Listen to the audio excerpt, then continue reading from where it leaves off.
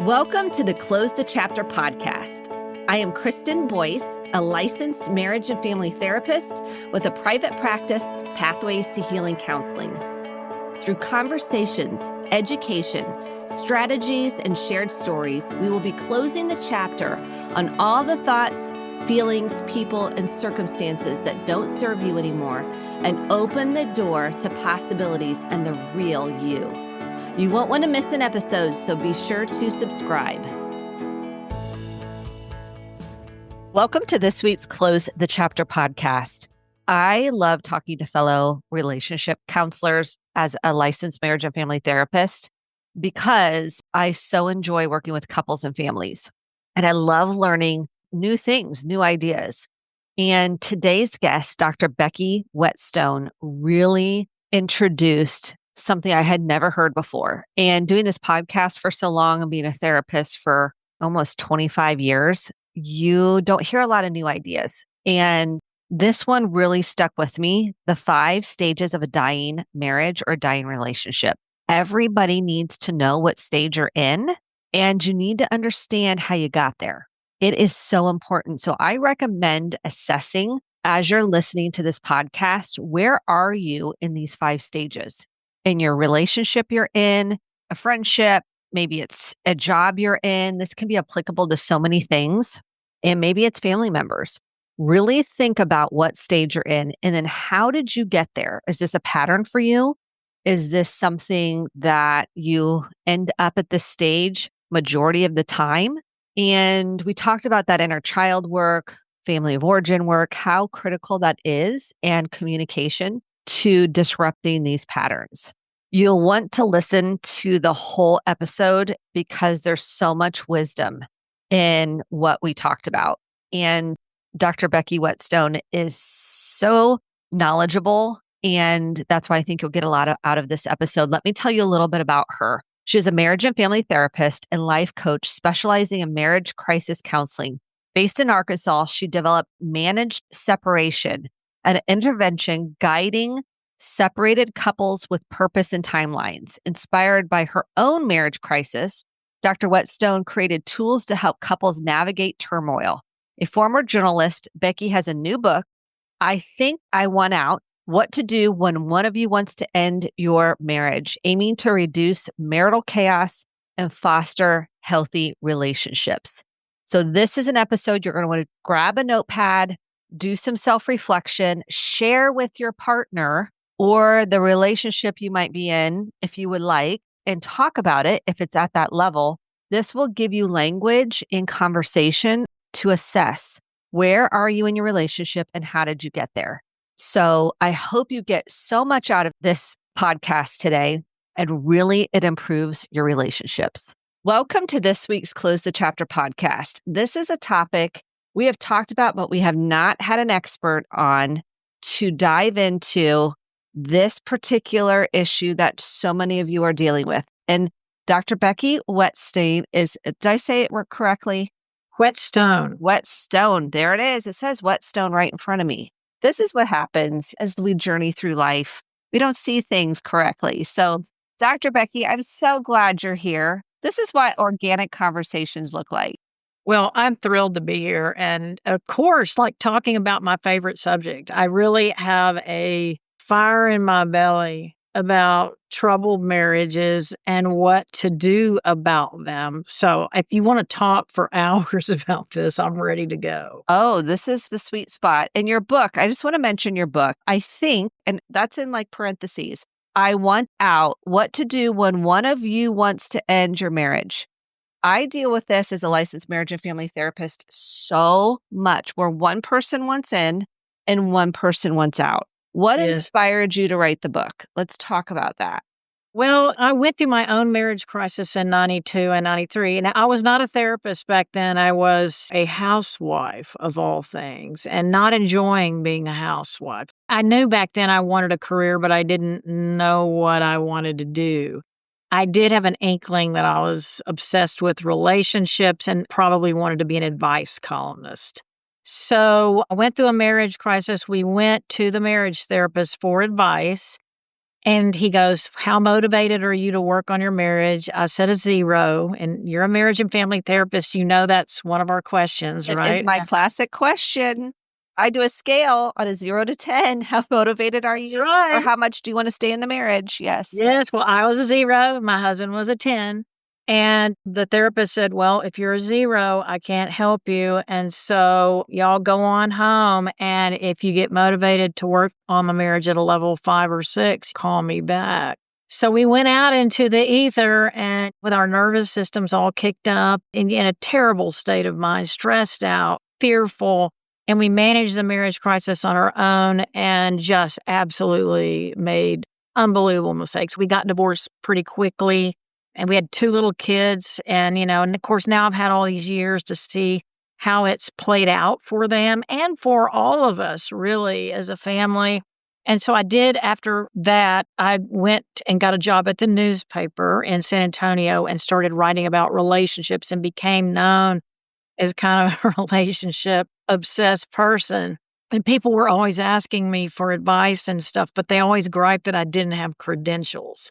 So when I finished my gig at the newspaper, I went to graduate school and entered a marriage and family therapy program.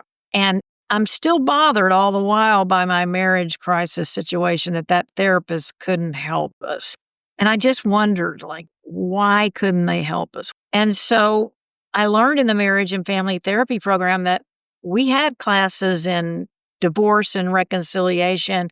We had classes in marriage, but never once did they ever talk about marriage crisis or what to do when one of you is thinking of leaving your marriage and how to manage that dicey, stressful situation that hundreds of thousands of people go through every year. And so when I got to the point where I had a year to do research on my dissertation, that's the subject I chose. And so I was forced to read every book I could find that was solid and research based and pull up studies and articles. And it was a motherlode of valuable information that wasn't readily available and most marriage therapists did not know about.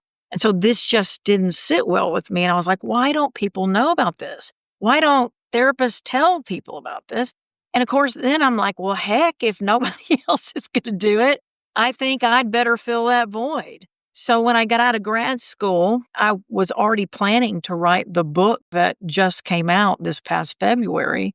But I put my shingle out and started trying to attract couples in crisis and started gathering experience with that and building a strategy based on all that research I had read.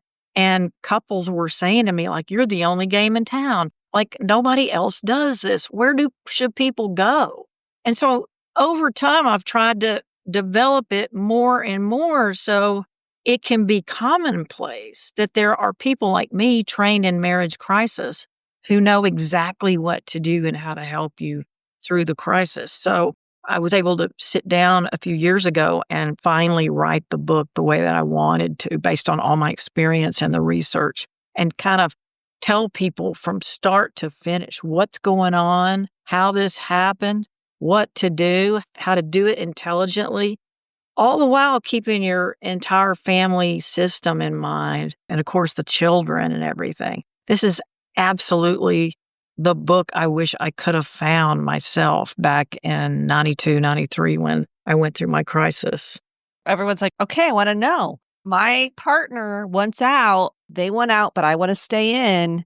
What's the research say of the possibility that the marriage is going to make it? Well, as I kind of use metaphors like, okay, so you were just in a terrible car wreck and you broke a lot of bones in your body and some vital organs, and what are the chances you're going to survive? Most of us therapists know that couples don't come in to see us until things are really, really bad. Real bad. Like a metaphor with a doctor, you've had symptoms of cancer for a long time. You go into the doctor and he's like, you've got stage 3 or 4 cancer. What are the chances you'll survive? It's going to be real hard. It's going to be real dire because you should have brought it in when you were in stage 1 or 2. And then the prognosis would be fantastic. So part of the research that I'm trying to throw out there is learn the 5 stages of a dying marriage and bring your marriage into the therapist in stage 2 or before. And then we're catching it early before a lot of resentment and damage and I don't trust yous kind of show up on the scene that are so hard for us to undo. With that said, though, there's a certain percentage of marriages that even that reach that end point where one wants out and the other doesn't, that with the right awareness and tweaking and finesse, we can get the decider to change their mind and come back and want to try again. So it just depends. But the odds are against you when you come in a marriage crisis. But even still, there's ways to manage it that are less stressful, that don't tear up the town, that don't destroy your friends and family, your children. Even if your marriage doesn't make it, you can go through it in a way that's less traumatizing than it has to be. Let's talk about the 5 stages of a dying marriage. You mentioned that. What are they for those folks that are like, I want to know, am I in one of these stages? Probably. If you're if you're listening to this podcast, you're probably in the stages. Stage 1 is disillusionment, okay? It's like, let's say I'm the one that's in the stages and I'm sitting around in my house one day and I go, uh-oh, I think I'm unhappy in this marriage. Oh, I know marriages have ups and downs, so I'll just see how it goes. And then you wait a little while, and then you hit stage 2 one day, and I go, you know what? My unhappiness is not going away. It's serious. It's so serious it could end in divorce, but oh my God, no, I don't want a divorce. So I quickly dismiss the divorce idea and say, because of money, kids, family, what my religion thinks, all those factors, I don't want a divorce. No, no, no. So now, ladies and gentlemen, this is when you're supposed to call the marriage therapist. The moment that you tell yourself, this is serious, my feelings aren't going away. At the very least, if you don't go to a therapist, at least now you must tell your spouse that you're seriously struggling in the relationship, because keeping it a secret is going to be disastrous for you later on if you don't give your spouse a heads up that you're struggling. But this is where so many couples make a mistake, is they're going through these stages and they don't tell their spouse how much they're struggling. It's all a silent internal journey. And so at stage 2, if you've not done anything, then you're going to hit stage 3. What's stage 2 called? So we got disillusionment. Stage 2 is called erosion. Erosion. Okay. Yeah. Stage 3 is detachment. And that is, this is not getting better. In fact, it's getting worse. And my ability to tolerate it is getting less. But I'm not getting a divorce. So what I'm going to do is find a way to cope with this by finding things to do away from my spouse, like a new hobby, going back to school, getting a job, hanging out with your friends, or starting an exercise routine, or having an affair. I was going to say, having an affair. I had to throw that one in. Oh, yeah. And so stage 3 is a kind of a coping mechanism. I'm moving away from my partner and I am coping it by moving away and it's like, doing exactly. other things. I'm compensating for my unhappiness by finding something else away from them that brings me some form of fulfillment. And a lot of time away from them. Is that what? A lot of time mentally, emotionally, maybe physically. Yes. When I was in this stage myself in 93, of course, I didn't know about the stages then, but I started going back to graduate school. I was thinking to myself, well, I'm probably going to end up being single. I was in the state of Texas, which has horrible divorce laws for dependent spouses. And I knew that I would probably be destitute overnight. So I was preparing to get a master's degree in communication so I could maybe get a job in journalism or marketing or something where I could actually have a survivable wage. So that was your stage 3. You're like, I'm going back to school so I can stage survive 3, this going back and have to income. school. Going back to school, absolutely. And then, okay, so now once you're in stage 3, we don't know when, how, what time of day, what hour but it is inevitable that you will hit stage 4, and that is called the straw that breaks the camel's back. And what that is in that moment, your spouse says or does something or doesn't do something, fails to do something, and you get instant clarity that you can't be with a person that would do or not do that thing they just did, whether it's big or small. In my dissertation research, one of my participants said their spouse used a coupon in a restaurant, and that was their straw because they were in a marriage crisis and they were separated. And one of her pet peeves was he was a tightwad, and it was represented in him using these coupons, and he would never take her to a restaurant that he didn't have a coupon for. And they're separated, and he's trying to win her back, and she's kind of open-minded to it, and he sneakily he went in the back and told the waiter, "Here's my coupon, don't let my wife see it," and she saw it, and that was her straw. And her husband's story, of course, was, "I can't believe you divorced me over using a coupon." Well, we all know it wasn't about the coupon, right? We all know. And then stage 5 is what I call death of the marriage. And it's where the sider is now in a place where they're emotionally unplugged. And they say, "I'm out. I'm investing no more in this." And they'll either divorce or they won't. But one thing they won't do is ever return to the marriage the way it was. It's either going to change or they're unplugged forever. And then whether they divorce or not becomes another story. Most people will divorce relatively soon after they hit stage 5. But other people just live in a marriage that they consider to be dead, but they're making no effort. This is so helpful because I don't think I've heard somebody put it in stages. And as a marriage and family therapist, I'm going, oh, yeah, I've had people in all these stages.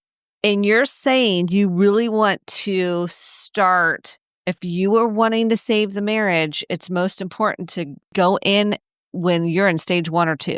Exactly. And you and I know as therapists that self-awareness and relationship awareness is crucial to being healthy. I mean, you've got to be tuned in to what's going on with you and your partner and your relationship. And so without that, you can't know that you're going through the stages. See, that's how I was in 92. I didn't know about these things. I knew I was unhappy, but I didn't understand what was going on. But with this information that the research shows us and knowledge and being tuned into yourself, you can catch these things and do something about them, intervene before things get really bad, and give your spouse a chance to make it right. Now, not all spouses are going to make it right, but at least you're going to know that you tried to give them a heads up that you were struggling. And you communicated that you were struggling. This is where a lot of couples look at me like I have 10 heads. Like, did you tell them? Well,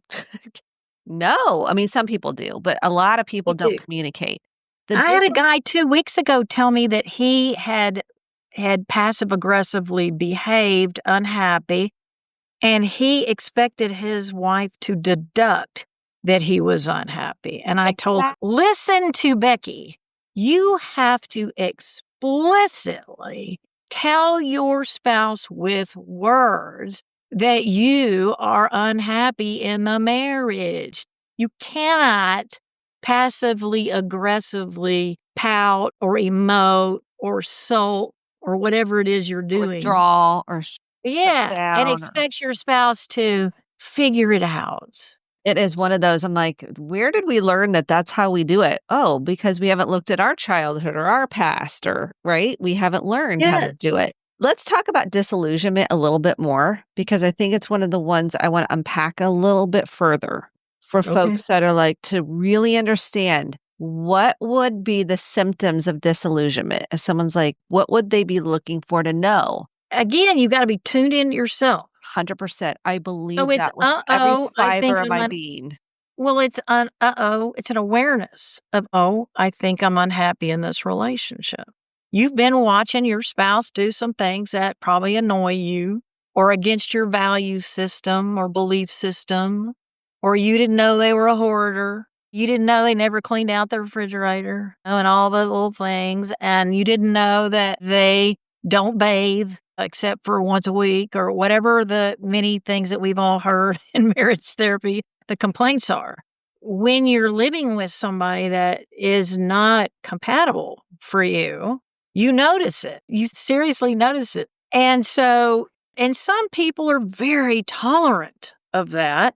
And other people are very, very sensitive to that and very persnickety about that. Of course, those are the ones that are more difficult to be married to, right? Is obviously if you're married to somebody super tolerant, that all your weirdities are not going to bother them that much.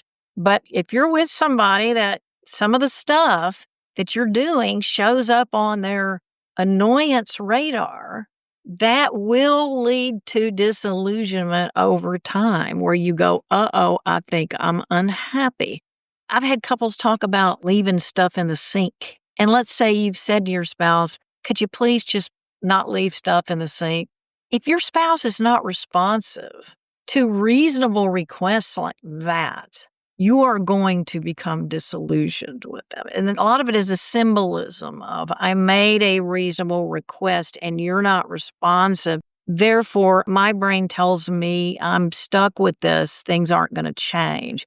And you don't respect me enough to accommodate me when I'm asking you just little simple, reasonable things. So some of this is symbolism. And one thing my couples seem to be shocked to understand is the lack of responsiveness, and how that leads to disillusionment in marriage is a huge, huge thing. Huge. Like when your spouse makes reasonable requests, just do it. Because if not, what the hell are you doing? You're in a marriage. Yeah, but What's they this don't see. for? This is the thing that I see with couples, but it doesn't make sense to me why they're upset about that. It's doesn't make sense. I'm Yeah, not well, upset guess about that. what? So why are they upset? And I'm like, oh But my they're a gosh. gazelle and you're a donkey. And you can't compare two people to each other. They're Yeah. so different. So I like to use the analogy that you're two different kinds of animals. You're never going to understand why the donkey brays, because you're a gazelle. And so you're just going to have to wrap your head around the fact that there's a human being over there that has totally different perspectives, sensibilities, wants, needs, and outlook than you. And so you just do it because you want to be married. You want to have a companion. And it's a give and take, right? I mean, there's both things can be true at the same time. You can have your things that bother you and they can have their things that bother them. And can you come and meet in the middle? Now, let's go over these 5 because I think this is so important. I've got really into these Well, I'm steps because loving that you love it, I because love these steps. I want this to be as commonly known as the I stages do of too. I I really do agree. too. I think this is so good. Okay, so 5 stages of a dying marriage, because those that are listening will be like, now what were they? And I'm like, I hear you. I get you. Let's go over them again. 1 is disillusionment. 2 is erosion. You've progressively now things are starting to erode. I like the term erosion. It's eroding the Mhm. connection. Yes. 3 is detachment. We all know if you're moving away from your partner and you're not communicating, you're shutting down, you're going into other things, you've got a hobby. We deconstructed that. Number 4 is the straw that broke the camel's back. Could be one little thing and boom. And number 5 is the death of the marriage. Yes. Okay. Now we say, if it's the death of the marriage, how are you able to save it? If they're at stage Remember, 5, it's the death of the way the marriage was, okay? It's the death of status quo. Let's just put it this way, like you went to a movie and there was an intermission, or you have a football game and there's a halftime. Now you've got the second half, the team that's losing can redeem itself during the second half. So the one thing I know is that if the person has mustered up the courage to say, I think I want out, I think I'm seriously thinking about divorce, then they're not going to walk it back and say, yes, let's go back to status quo the way things were. They're never going to do that. I've never met anyone willing to do that. They're either going to have to see drastic changes, and most people understand they need to change too. But the onus in the beginning is on the partner that's getting left. If you're like a mopey, depressed, laying in the bed kind of partner, then they're going to want to see you get up and become energized about your life and start engaging in things. They're watching you. And if you don't start correcting the things that were such a turnoff for them, then you'll end up divorced. So some deciders will give you an opportunity and time to self-improve. Others will not. The ones that will not, either what you've been doing in the marriage are such serious marital felonies that they're just, not going to. Betrayal, or we've got Or addiction or abuse or all kinds of things like that, or they're in love with somebody else. In an emotionally connected relationship, won't give their spouse the time of day during a marriage crisis. They have their back turned on the marriage and they're not willing to deal. And I hate it. So they can come into your office, and do you find, okay, let's talk about that, because I can almost within minutes determine if someone else is in the picture and if the person's going to give me lip service and tell us what we want to hear, or they're going to actually leave the other person. Do you find that it's hard to save the marriage if they're pretty invested in this other relationship? Very much so. I smell a rat too, Kristen. I can smell a rat. And they know we know. That's the other thing. Oh, yeah. It's somewhat amusing that the lies and denial that they will start putting forth out there. And I've said things to clients like, okay, so I'm doing the math, and all the things that you're doing and saying, in my experience over 20 years, 100% of those people are having an affair. And you know what they say every time? I'm the one that's not. I know. And come to find out, it always comes out that they are. And then it's just an emotional affair, or we only did it one time. Well, you know what? Becky doesn't listen to the lies. I refuse. I tell them, I don't care if the person lived in Iceland and you never had access to them. We're going to treat it as if you were having sexual intercourse every day and having a lot of it. We're treating it as a worst case scenario because I don't want to listen to your minimizations and your lies. So it's just, to me, the only sane way to deal with. And they always just shrug. And I tell them, we're not going to argue over, was it an affair? Or I always tell people, do you live within 100 miles of that person that you were having an emotional affair with? And they'll go, yeah. And I'll go, well, then y'all were having intercourse. I don't even want to hear about it. I don't even want to talk about it. Like, I'm assuming the worst because I have been played the fool, especially in the beginning of my career, so many times. And I just am not doing it anymore. And so call me a cynical old coot, but it's the beauty of doing this for so long. It really is. I'm more like direct. You can't fool Kristen and you can't fool Becky when you're talking about minimizing your affair. This ain't our first rodeo is what I like to say. Like, we've been doing this a long time. And they don't necessarily like it. So how often, so let's talk about, let's say this person are the rules different if someone's having an affair? Is the chance of saving the marriage, I know it depends because it always does. It always does. Is it less likely if someone else is pretty invested in another relationship that you're going to be able to save the marriage? Man, the odds are so against it. It is. When there's that thing going on. And here's what I tell my clients, the spouse who is being cheated on. I tell them, when Becky was a new baby therapist out there in the world, cheater would say, oh, I'm going to quit. I quit. I promise I'm not going to see him anymore.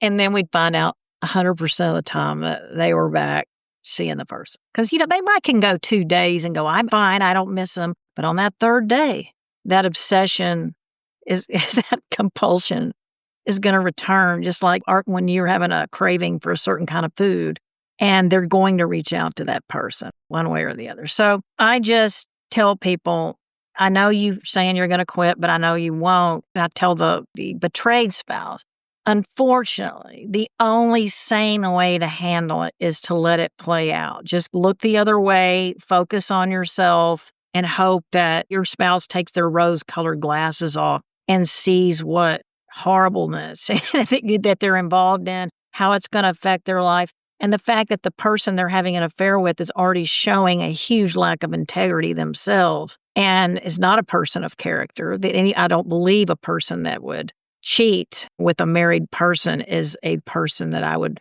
want to hang my hat on as with a person of integrity. Your spouse is going to wake up and see their flaws.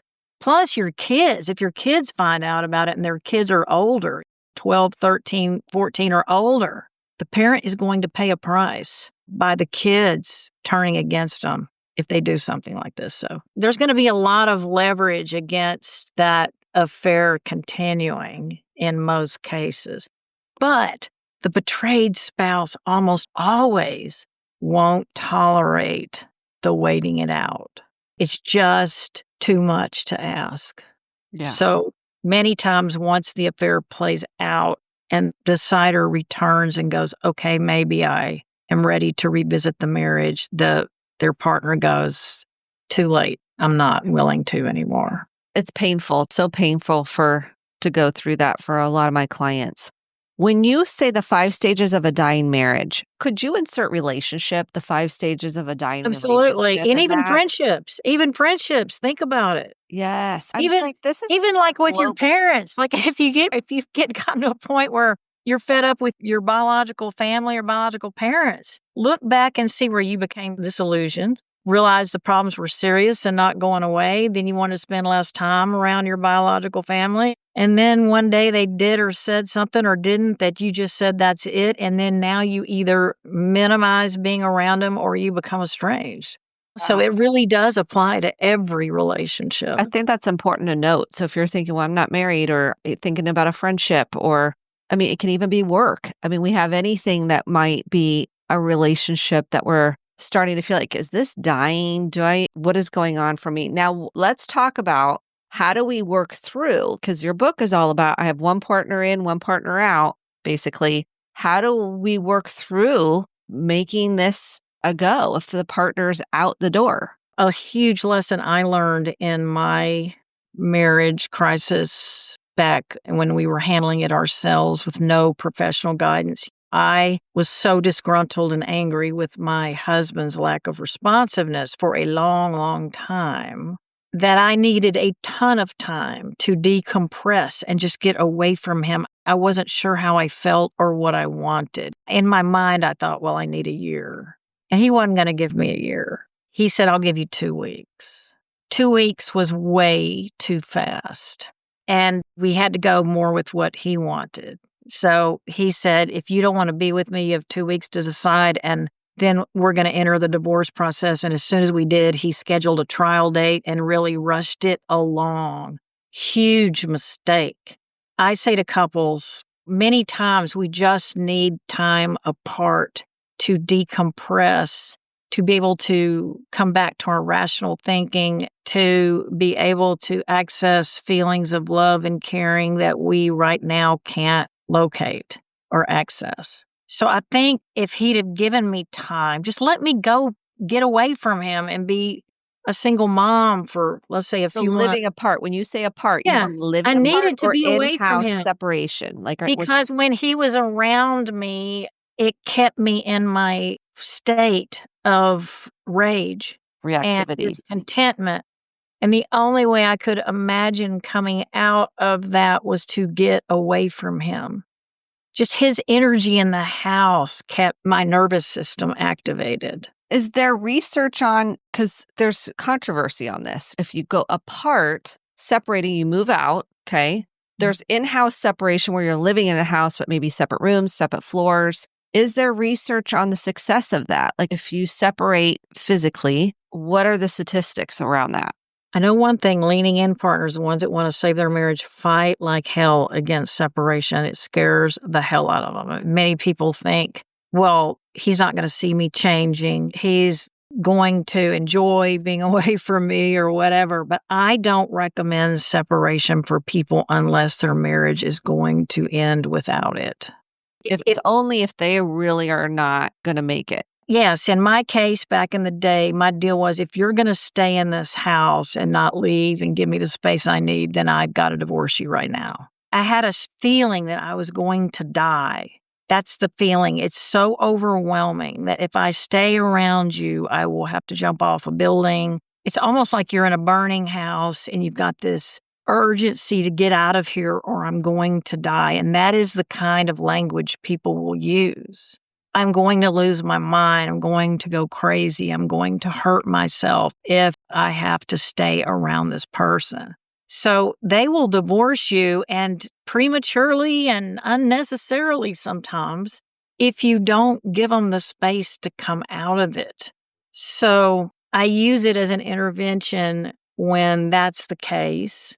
And when that's the case, then I want you to have it overseen by a marriage and family therapist and with a time, a reason, and a timeline. And each of you is getting therapy during this time. Individual therapy, right? You're also in marriage crisis management therapy with your marriage crisis manager who's keeping tabs on it and moving you forward and making sure you're doing the things that you said you were going to do. And it's very strict. I don't want them to have contact during this time.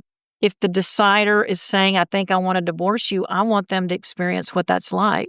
You can't just call your wife if you get a flat tire. You call AAA like single people do. I want you to learn how to deal with things yourself and see if you like life as a single person. And of course, if you got kids, you'll experience the custody situation and you'll see how that affects your children before you actually do it. So it's kind of like a trial divorce. Because some people end up divorced without ever separating or spending time apart, and they go, what the hell did I just do? I don't like this.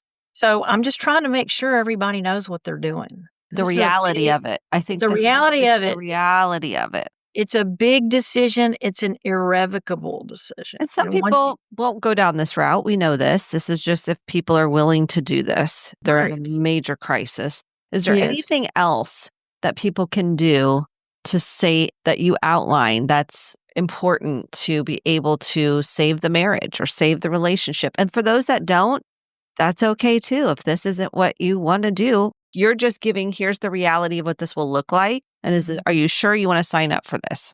Yeah. When your spouse is leaving you, if you make it easy on them, relatively easy, and you're kind and generous and show grace, many times that will quickly end the crisis right then and there. I mean, in the near future, it really makes them reflect on, are they making the right decision? Now, if you make it difficult, if you act like a jerk, if you say horrible things, if you threaten them, if you start telling your friends and their family horrible things about them, then you're going to make their divorce decision quite easy. People reconcile with people who are kind and show generosity and grace. And I'm working with a couple right now where the wife is wanting to leave. We're working real hard on his adaptive child, which is the 15-year-old snarky teenager self that anytime she's making a decision in this separation process that scares the hell out of him, his 15-year-old nasty teenager, I can see his face contort. And I'll see him getting ready to do something that's going to encourage her even more. It's going to validate her decision. And I'll go, no, stop. I've had him name the guy. I'm like, stop Joe Blow right now. Do not bring him to this conversation. He is not your friend. That 15-year-old nasty part of ourselves tends to show up during the worst times of relationships. And all it does is make the other person's decision easier to get away from you. So I think, again, if you can really work to try and stay calm, we want to slow down the decision-making process and not be in a hurry and just let everybody get calm, let the dust settle, see where we are. Don't hurl verbal and emotional bombs and threats at your spouse. Well, if you leave me, I'm going to leave you destitute, or I'm going to take the kids, or all those things that ignite another person's fury. So I think you've got to be on your best behavior when someone's trying to leave you, even though it's completely counterintuitive. That's why inner child work is imperative. I feel like not only for relationships, but for yourself. We're all bringing an inner child into many different inner children. into our relationships. And if we don't do some individual work, I feel like that is one of the most important parts that I find for couples and individuals that I work with. But we've got to do that. We've got to do that family of origin work, the trauma work, the inner child work. I certainly give people a primer in that in my book and tell them, like, you're not going to make it through this successfully and with permanent growth and change without doing that work you're talking about, Kristen, right there, becoming aware of that and doing trauma work and stuff. It's crucial. Otherwise, it's just going to be behavioral change. I'll try to behave myself for a few weeks to get my spouse back. But we want the change to be at the root, where things that used to ignite your nervous system no longer do. And that you learn how to circumvent and bypass that nasty 15-year-old that likes to ruin relationship, and learn how to be more in your functional adult self most of the time. I mean, no one's perfect, but most of the time. Yes. Or at least be able to make repairs when you make mistakes and take ownership of those things. And literally, it is about going from an emotionally immature adult to a full-blown adult who controls themselves and is intentional and deliberate with the words and actions that they bring to their relationship. That is a perfect place to close out, because I could talk to you forever, Becky. I mean, and I could talk to you too. Ever. You ask great questions, and you seem so sincerely interested in it. I am. And I cannot wait to share this with our audience. Like these 5 stages, I'm like, yes, we need to get this out to everybody. And we need to start checking it. They need to know ahead of time. Everybody needs to know about these stages and where are you and how do you work through them, and inner child work and trauma work will help you work through these and to be able to communicate. Because if you can't communicate, you're going to struggle in relationships. No question. And that inner child work also has everything to do with you being able to communicate. If your listeners get my book, I'll explain all of this to them. The 5 stages are in there. If you're in a marriage crisis, I even tell you how you got this, how you ended up in the marriage crisis. And then I'm going to offer all sorts of directions for you to take once you're in the crisis. But above all, we're trying to bring human decency to something that has been known forever as being a destructive process. Yes. And I think we can part amicably and with respect if we slow things down and take our time and act respectful. Yes. Becky, thank you so much for the work you're doing. Where can people find you? I'm going to link your book in the show notes, and it'll also be in my newsletter so anybody listening can purchase it right away so you can jump in and read it. Where else can people find you? My website is marriagecrisismanager.com. And I also write a blog on Medium, Becky Whetstone, where I write about all of these things in super detail and more. And and I'm on YouTube, Marriage Crisis Manager channel on YouTube. And then, of course, follow me, Dr. Becky, on Instagram, Marriage Crisis Manager on Facebook. So you'll find me all over social media. Just go to my website and it'll take you all the places. Thank you so much, Dr. Becky, for being here today and the work you're doing. And everybody, if you need to listen to this episode again to really dive into these 5 stages of a dying marriage/relationship, please do take notes. Start to do a self-assessment where you might be, because the more self-aware, to Dr. Becky's point, and you know I say this all the time on the podcast, the more empowered you're going to feel and the more freedom and healing you will have. So thank you so much, Dr. Becky, for being with us today. Thanks, Kristen, for what you're doing. Thank you, and goodbye, everybody. Thank you so much. Thank you so much for listening to the Close the Chapter podcast. My hope is that you took home some actionable steps along with motivation, inspiration, and hope for making sustainable change in your life. If you enjoyed this episode, click the subscribe button to be sure to get the updated episodes every week, and share with a friend or a family member. For more information about how to get connected, visit Kristen, KRISTEN, Boyce, BOICE.com. Thanks and have a great day.